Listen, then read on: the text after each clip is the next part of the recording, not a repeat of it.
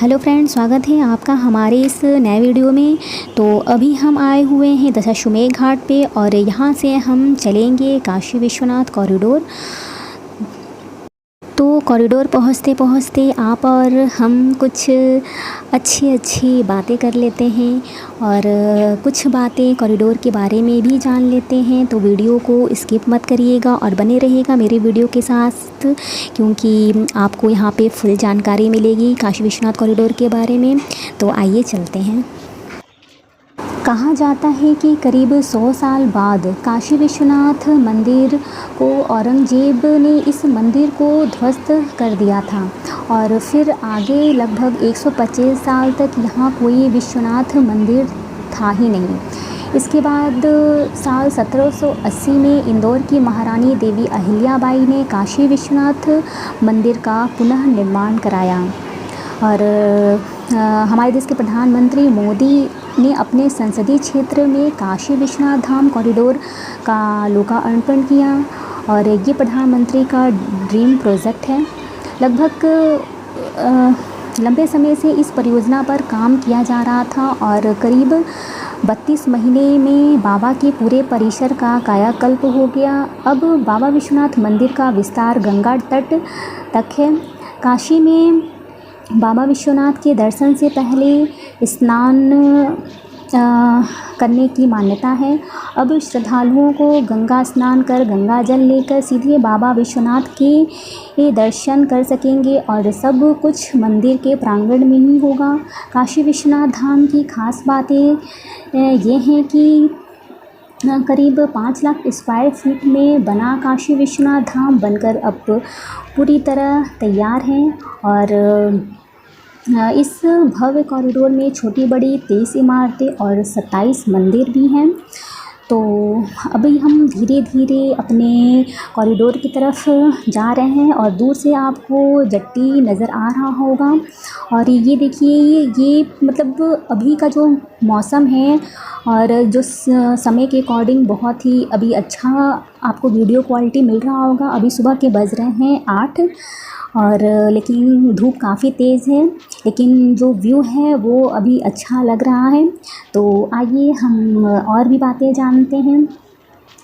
और अब काशी विश्वनाथ आने वाले श्रद्धालुओं को गलियां और तंग सकरे रास्तों से नहीं गुजरना पड़ता है। लोग आसानी से इस कॉरिडोर के बनने की वजह से आसानी से आ सकते हैं और एंजॉय कर सकते हैं। इस पूरे कॉरिडोर को लगभग 50,000 वर्ग मीटर में एक बड़े परिसर में बनाया गया है। इस कॉरिडोर को 3 भागों में बांटा गया है। इसमें बड़े बड़े 2 गेट और दक्षिणा पथ पर संगमरमर के 22 शिलालेख लगाए गए हैं।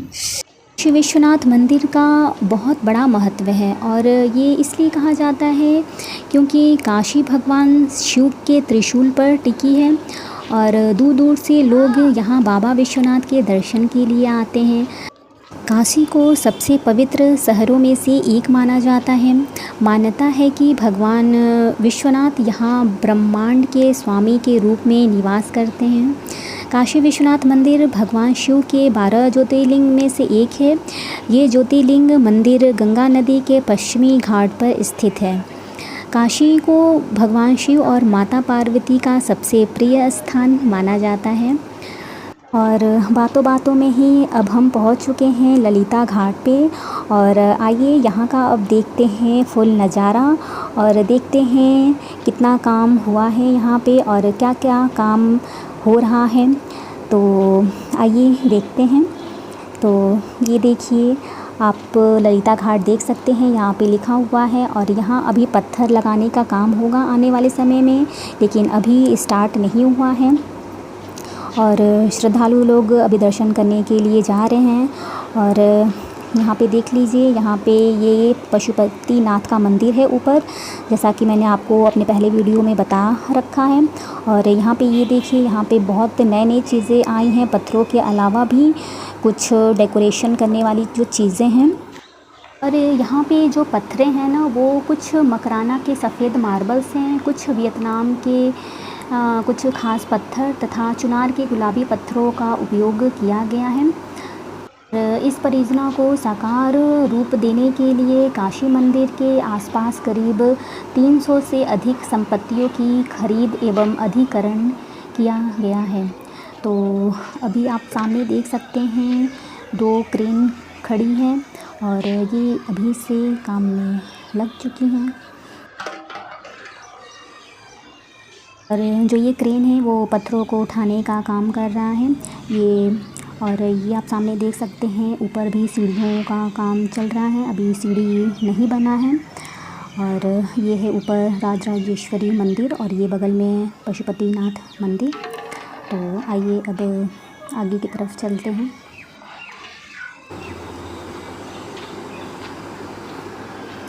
तो यहाँ पे आप देख रहे होंगे कि पत्थरों को कैसे नीचे से ऊपर लाया जा रहा है क्रेन के माध्यम से।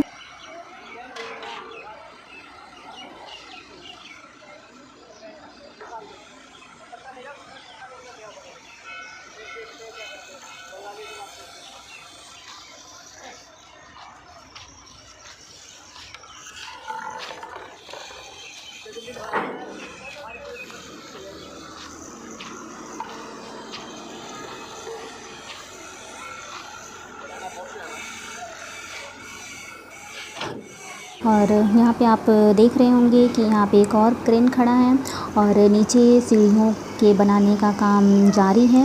और आपके नॉलेज के लिए मैं बता दूं कि चुनार के पत्थरों के अलावा भी इसमें अन्य 6 प्रकार के पत्थर लगे हैं, जैसे मकराना के दूधिया रंग के मार्बल्स हैं, फ्लोरिंग तथा मडाना स्टोन से घाटों की सीढ़ियाँ आदि का निर्माण हो रहा है। और भूकंप तथा भूस्खलन से सुरक्षा के लिए पत्थरों को जोड़ा गया है तथा पत्थरों के बीच के जगह को एक लैपोक्स अल्ट्राफिक्स नामक केमिकल से भरा गया है। और यहाँ पे देखिए, यहाँ पे भी ढेर सारे पत्थर पड़े हुए हैं और जिनको चबूतरा और सीढ़ियाँ बनाने के लिए काम में लाया जाएगा। देखिए यहाँ पे काम जो है कि बहुत ज़ोरों शोरों से चल रहा है। और यहाँ पे देखिए ये पत्थर जो है कि बहुत भारी भारी पत्थर है। यहाँ इस पत्थर को उठाना बहुत मुश्किल काम है, इसलिए यहाँ पे क्रेन वगैरह लगी हुई हैं उठाने के लिए। लेकिन ऐसा नहीं है कि सिर्फ पत्थरों को सिर्फ क्रेन या फिर किसी और चीज़ों की सहायता से उठाया जाता है। इस पत्थरों को उठाने के लिए मज़दूर भी लगे हुए हैं और मज़दूर भी इन भारी भारी पत्थरों को मतलब उठा के ऊपर तक लेके जाते हैं। तो ये अपने आप में बहुत बड़ी बात है। और इतनी धूप में मतलब इतनी मेहनत करना, पत्थरों को नीचे से ऊपर लेके जाना, ये बहुत बड़ी बात है। तो आगे आप देख सकते हैं यहाँ पे जो सीढ़ियाँ हैं बन चुकी हैं और यहाँ पे जो फिलिंग का काम है वो अभी नहीं हुआ है, इसको भरना है। और सामने आप देख सकते हैं मरकंडिका घाट है, वहाँ पे शवदाह होता है। और वहाँ पे कहा जाता है कि वहाँ पे जो चिता की आग है ना, वो 24 घंटा जलती रहती है, वहाँ कभी वो आग बुझती नहीं है। मान्यता ये है कि काशी में बाबा विश्वनाथ के दर्शन मात्र से ही पापों से मुक्ति मिल जाती है और मृत्यु के पश्चात मोक्ष की प्राप्ति भी हो जाती है।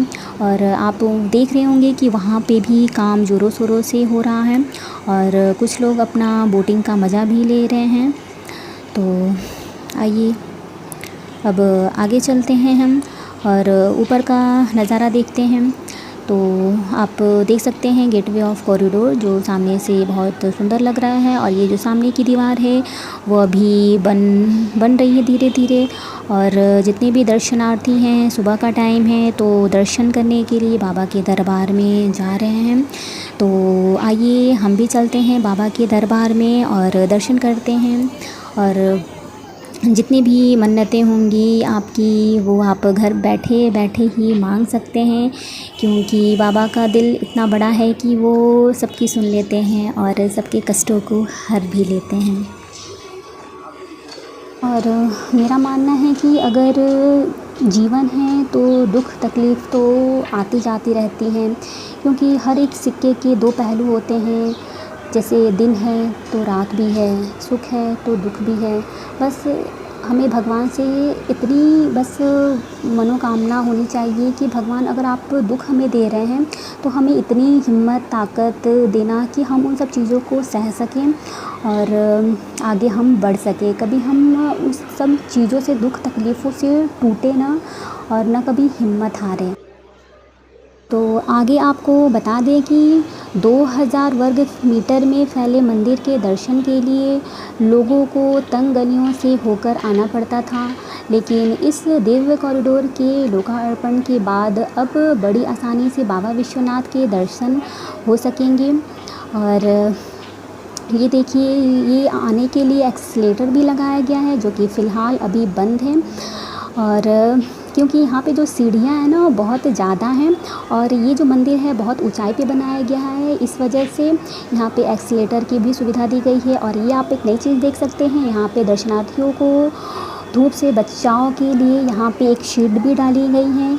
और आप देख रहे होंगे कि यहाँ पे यात्रीगण जो कि रेस्ट भी कर रहे हैं, क्योंकि यहाँ पे इतनी ऊंचाइयों पे इस मंदिर को बनाया गया है कि यहाँ पे जो लोग आते हैं जिनके पैरों में प्रॉब्लम है, जो बुज़ुर्ग लोग हैं जो नहीं चल सकते हैं, उनको प्रॉब्लम हो जाती है। तो इन सब चीज़ों को ध्यान में रखते हुए भी रैंप की सुविधा बनाई जा रही है और ऊपर और जाने के लिए एस्केलेटर की भी सुविधा दी गई है। तो ये सब चीज़ें तो अच्छी बात है। और आइए अब आगे चलते हैं। और आप ये जो सामने देख रहे हैं ये भी एक प्राचीन मंदिर है और इस परियोजना के दौरान लगभग 40 प्राचीन मंदिरों का जीर्णोद्धार करके उन्हें कॉरिडोर में शामिल कर लिया गया है। और इस परियोजना में मंदिर की मूल संरचना के साथ कोई छेड़छाड़ नहीं किया गया है, बस उनकी सजावट तथा यात्रियों की सुविधाओं के लिए ज़्यादा काम किया गया है। और आप देख सकते हैं यहाँ पे श्रद्धालु लोग की जो भीड़ है वो काफ़ी ज़्यादा है। और ये सामने है भारत माता की प्रतिमा और लोग यहाँ पे सेल्फ़ी ले रहे हैं और बहुत उत्साहित भी नज़र आ रहे हैं, क्योंकि यहाँ आने से पहले इन्होंने बहुत नाम सुना होगा काशी विश्वनाथ मंदिर का, कॉरिडोर का। और यहाँ आने के बाद एक अलग ही एहसास होता है, एक अलग ही भाव होता है। और तो इस वजह से उनके चेहरों पे बहुत मुस्कान भी आप देख सकते हैं। फ़र्क नहीं पड़ता कि कितना धूप है और कितनी तकलीफ़ें हैं, और बस बाबा भोलेनाथ का दर्शन करना है, दिलो दिमाग में सिर्फ यही छाया रहता है। और आप देख सकते हैं यहाँ पे यात्री कुछ दर्शन करके वापस भी आ रहे हैं।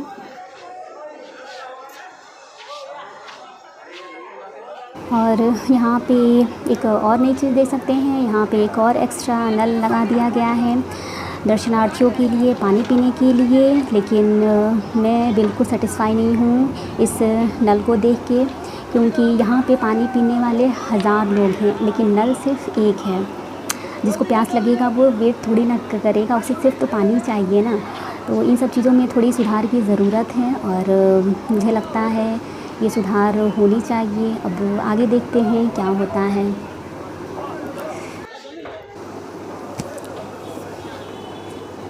और यहाँ पे आप देख सकते हैं यहाँ पे पेड़ों को भी लगाया गया है जो कि अभी ये काफ़ी छोटे हैं, और जब ये पेड़ बड़े हो जाएंगे तो ये देखने में बहुत सुंदर लगेगा।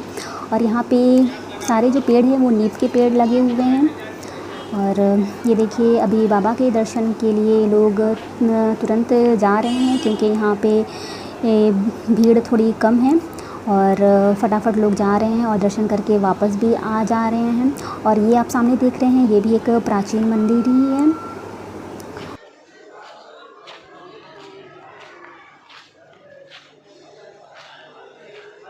और जैसा कि आप सभी देख सकते हैं अंदर प्रांगण में भी वाइट शेड को डाला गया है ताकि धूप से बचाव हो सके, लेकिन इस तरफ आप देख सकते हैं यहाँ पे कोई शेड नहीं डाली गई है। और मुझे तो लगता है कि बाबा के दर्शन करने हैं तो थोड़ी तो अग्नि परीक्षा देनी ही पड़ेगी।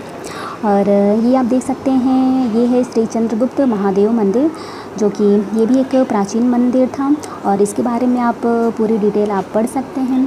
तो आइए चलते हैं हम आगे और आगे देखते हैं क्या कुछ है आपको दिखाने के लिए। तो ये आप देख सकते हैं सामने है रानी अहिल्याबाई की प्रतिमा। महारानी अहिल्याबाई ये एक धार्मिक महारानी थी और ये एक बहुत बड़ी शिव भक्त भी थी।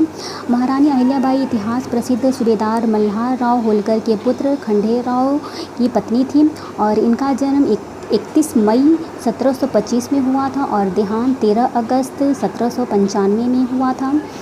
और आगे मैं बता दूं कि मल्हार राव के वीर पुत्र खंडेराव होलकर की 4 पत्नियां थीं, अहिल्याबाई, पाराबाई, पीताबाई और सूरताबाई। और 1754 में खंडेराव की युद्ध में वीरगति प्राप्त होने पर ससुर मल्हार राव होलकर के कहने पर अहिल्याबाई सती नहीं हुई, बाकी रानियां सती हो गई। और आप ये देख सकते हैं यहाँ पे भीड़ जो कि है बढ़ती जा रही है और दर्शन के लिए लोग यहाँ पे लाइन लगाए हुए हैं, कुछ लोग रेस्ट भी कर रहे हैं। और रानी अहिल्याबाई के मृत्यु का जो कारण था वो था उनका राज्य और प्राणों से भी प्यारे लोगों का वियोग। इस सारे शोक भार को अहिल्याबाई का जो शरीर था वो अधिक संभाल न सका और 13 अगस्त 1795 को उनकी जीवन लीला समाप्त हो गई। और रानी अहिल्याबाई होलकर के बाद करीब 250 साल बाद विश्वनाथ मंदिर का जीर्णोद्धार हमारे देश के प्रधानमंत्री मोदी द्वारा विश्वनाथ धाम के रूप में कराया जा रहा है। और भारत के कई राज्यों तथा विदेशों से मंगाए गए पत्थरों के इस्तेमाल से आनंद का अनुभव कराने वाली धर्मनगरी मानो अब दमकने लगी है। और लॉकडाउन की कठिन बेला का सामना करने के बाद भी मंदिर का जीर्णोद्धार रिकॉर्ड समय 21 महीने में ही पूरा हो गया और लगभग 30,000 वर्ग फुट एरिया के विश्वनाथ धाम में बदलने में कुल लगभग 800 करोड़ रुपए खर्च होने हैं। तो आप ये देख सकते हैं जैसे जैसे दिन बढ़ रहा है, लगभग अभी 9 बज चुके हैं और यहाँ पे जो दर्शनार्थियों की जो भीड़ है वो काफ़ी बढ़ती ही जा रही है और लोग दर्शन करने के लिए व्याकुल भी दिख रहे होंगे। और मंदिर चौक इतना विशाल है कि इसमें एक साथ 50,000 श्रद्धालु रह सकते हैं। श्रद्धालुओं के लिए 3 विश्रामालय, वैदिक केंद्र तथा स्पिरिचुअल बुक स्टोर की भी व्यवस्था की गई है। इसमें भारत माता आदि गुरु शंकराचार्य के साथ साथ अहिल्याबाई होलकर की भी प्रतिमा स्थापित हुई है। इस कॉरिडोर में मंदिर चौक, मुमुक्ष भवन, 3 यात्री सुविधा केंद्र, 4 shopping complex, multipurpose hall, city museum, Varanasi gallery जैसी सुख सुविधाओं की भी व्यवस्था यहाँ पर की गई है।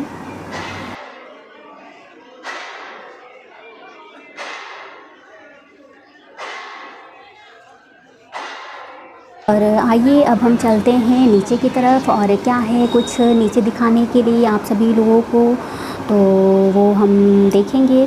तो आप जैसा कि देख सकते हैं नीचे जो शीट है लगी हुई है वहाँ पे कुछ यात्री लोग, दर्शनार्थी लोग वहाँ पे रेस्ट कर रहे हैं।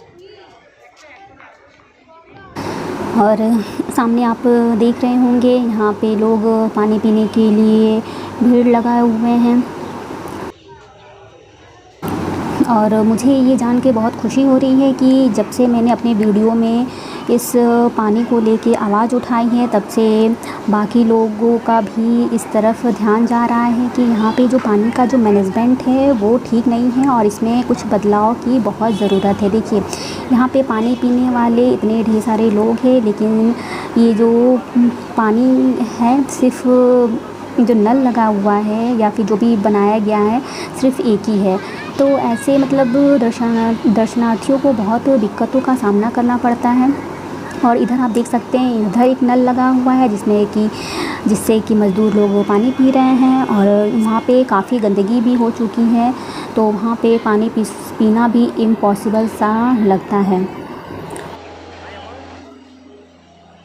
और बस हम इतना कहना चाहते हैं कि अगर इतना बड़ा कॉरिडोर बन सकता है, उसके अंदर इतनी बिल्डिंगें बन सकती हैं तो दर्शनार्थियों के लिए एक छोटा सा काम क्यों नहीं हो सकता है कि अगर वो दर्शनार्थी लोग बाहर से आ रहे हैं तो एक प्रॉपर हॉल होना चाहिए जिसमें वो बैठ सके और थोड़ा रेस्ट कर सके।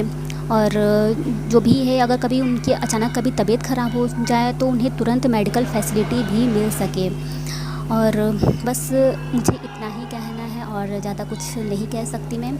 और ये आप सामने देख सकते हैं एक छोटा सा जेसीबी जो कि बहुत क्यूट सा लग रहा है, एक टॉय की तरह। और चलिए अब हम आगे चलते हैं। और देखिए यहाँ पे श्रद्धालु लोग दर्शन करके बाहर जा रहे हैं। और आप यहाँ देख रहे हैं, यहाँ पे बाकी काम तो चल ही रहा है। और ये देखिए बिल्डिंग पहले बहुत नीचे था, अब और ऊंचा बन चुका है।